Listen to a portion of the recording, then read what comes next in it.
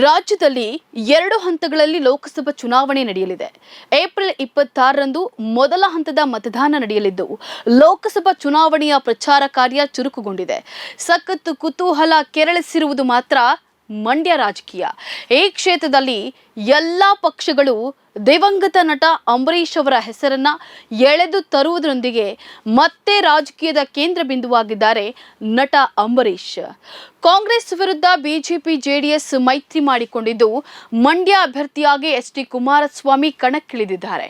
ಬಂಡಾಯ ಏಳುತ್ತಾರೆ ಎಂದುಕೊಂಡಿದ್ದ ಹಾಲಿ ಸಂಸದೆ ಸುಮಲತಾ ಅಂಬರೀಷ್ ಅವರನ್ನ ಸಮಾಧಾನ ಮಾಡುವಲ್ಲಿ ಬಿಜೆಪಿ ನಾಯಕರ ಪ್ರಯತ್ನ ಸಕ್ಸಸ್ ಆಗಿದೆ ಎನ್ನುವಂತಿದೆ.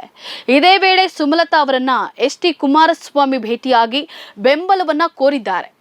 ಇದನ್ನ ಡಿಸಿಎಂ ಡಿ.ಕೆ. ಶಿವಕುಮಾರ್ ಟೀಕಿಸಿದ್ದಾರೆ. ಎಚ್.ಡಿ. ಕುಮಾರಸ್ವಾಮಿ ಬೆಂಬಲ ಕೋರಿ ಭೇಟಿ ಮಾಡಿದ್ದನ್ನ ಟೀಕಿಸಿದ ಡಿಸಿಎಂ ಮತ್ತು ಕೆಪಿಸಿಸಿ ಅಧ್ಯಕ್ಷ ಡಿ.ಕೆ. ಶಿವಕುಮಾರ್ ವಿರುದ್ಧ ಹಾಲಿ ಸಂಸದೆ ಸುಮಲತಾ ಅಂಬರೀಷ್ ವಾಗ್ದಾಳಿಯನ್ನು ನಡೆಸಿದ್ದಾರೆ. 2019ರ ಚುನಾವಣೆಯಲ್ಲಿ ಕಾಂಗ್ರೆಸ್ ಜೆಡಿಎಸ್ ಮೈತ್ರಿ ಅಭ್ಯರ್ಥಿ ನಿಖಿಲ್ ಕುಮಾರಸ್ವಾಮಿ ಅವರನ್ನ ಸೋಲಿಸಿದ ತಮ್ಮ ಬದ್ಧ ವೈರಿ ಸುಮಲತಾ ಅವರನ್ನ ಕುಮಾರಸ್ವಾಮಿ ಭೇಟಿ ಮಾಡಿದ್ರಿಂದ ಮಂಡ್ಯ ರಾಜಕೀಯದ ಘಟನಾವಳಿಗಳ ಬಗ್ಗೆ ಸಖತ್ ಆಸಕ್ತಿ ಹೊಂದಿದ್ದೇನೆ ಅಂತ ಹೇಳಿ ಡಿ.ಕೆ. ಶಿವಕುಮಾರ್ ಹೇಳಿದ್ರು. ಇದಕ್ಕೆ ತಿರುಗೇಟು ನೀಡಿರುವ ಸುಮಲತಾ ಅಂಬರೀಷ್, ಎಚ್.ಡಿ. ಕುಮಾರಸ್ವಾಮಿ ನನ್ನನ್ನ ಭೇಟಿ ಮಾಡಿದ್ರೆ ಶಿವಕುಮಾರ್ ಅವರಿಗೇನು? ನನ್ನ ಪತಿ ಅಂಬರೀಷ್ ಅವರು 2 ದಶಕಗಳಿಂದ ಸೇವೆ ಸಲ್ಲಿಸಿದ ಪಕ್ಷಕ್ಕೆ ದ್ರೋಹ ಬಗೆದಿದ್ದಾರೆ ಅಂತ ಹೇಳಿ ಅವರು ತಿರುಗೇಟನ್ನು ನೀಡಿದ್ದಾರೆ. ಈ ವಿಚಾರ ಭಾವನಾತ್ಮಕ ತಿರುವು ಪಡೆದುಕೊಳ್ಳಬಹುದು ಎಂಬುದನ್ನು ತಿಳಿದ ಡಿಸಿಎಂ ಡಿ.ಕೆ. ಶಿವಕುಮಾರ್, ಸುಮಲತಾ ಅವರ ರಾಜಕೀಯದಲ್ಲಿ ತಾನು ಎಂದಿಗೂ ಮಧ್ಯ ಪ್ರವೇಶಿಸುವುದಿಲ್ಲ ಅಂತ ಹೇಳಿ ಸ್ಪಷ್ಟಪಡಿಸಿದ್ದಾರೆ. ಜೊತೆಗೆ ಅಂಬರೀಷ್ ಅವರಿಗೆ ಕಾಂಗ್ರೆಸ್ ಏನು ಕೊಟ್ಟಿದೆ ಎಂಬುದು ಇಡೀ ದೇಶಕ್ಕೆ ಗೊತ್ತಿದೆ ಅಂತ ಸಹ ಹೇಳಿದ್ದಾರೆ. ಹಾಲಿ ಸಂಸದೆ ಸುಮಲತಾ ಅವರು ಸ್ವತಂತ್ರವಾಗಿ ಸ್ಪರ್ಧಿಸುವ ಬಗ್ಗೆ ಅಥವಾ ಬಿಜೆಪಿಯಲ್ಲಿ ತಮ್ಮನ್ನ ತಾವು ಗುರುತಿಸಿಕೊಳ್ಳುವ ಬಗ್ಗೆ ಏಪ್ರಿಲ್ 3 ಅಂದ್ರೆ ಇಂದು ತಮ್ಮ ನಿರ್ಧಾರವನ್ನ ಪ್ರಕಟಿಸುವ ನಿರೀಕ್ಷೆ ಇದೆ. ಹೀಗಾಗಿ ಎಚ್.ಡಿ. ಕುಮಾರಸ್ವಾಮಿ ಅವರನ್ನ ಭೇಟಿಯಾಗಿ ಬೆಂಬಲವನ್ನ ಕೋರಿದ್ದಾರೆ.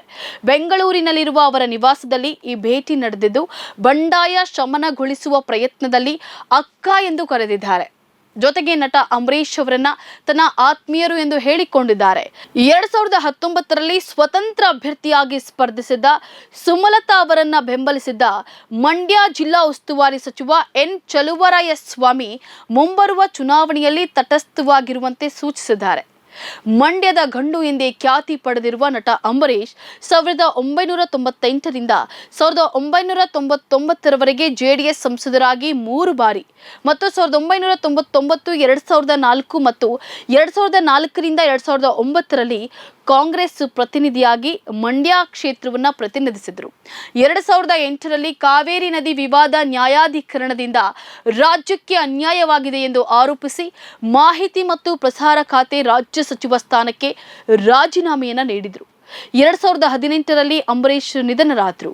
ಬಳಿಕ ನಡೆದ ಚುನಾವಣೆಯಲ್ಲಿ ಅನುಕಂಪದ ಅಲೆಯಲ್ಲಿ ನಟಿ ಸುಮಲತಾ ಅಂಬರೀಷ್ ಸುಲಭವಾಗಿ ಗೆಲುವು ಸಾಧಿಸಿದರು. ಈ ಲೋಕಸಭಾ ಚುನಾವಣೆಯಲ್ಲಿ ಬಿಜೆಪಿ ಟಿಕೆಟ್ ಆಕಾಂಕ್ಷಿಯಾಗಿದ್ದ ಅವರು ರಾಜಕೀಯವಾಗಿ ಉಳಿಯುತ್ತಾರೋ ಅಥವಾ ಬೇರೆ ಕೆಲಸಗಳಲ್ಲಿ ಬ್ಯುಸಿ ಆಗ್ತಾರೋ ಎಂಬುದು ಇನ್ನಷ್ಟೇ ತಿಳಿಯಬೇಕಾಗಿದೆ. ನೋಡ್ತಾ ಇರಿ ಸಮಾಜಕ್ಕಾಗಿ ಕನ್ನಡ ಒನ್ ನ್ಯೂಸ್. ನಮಸ್ಕಾರ.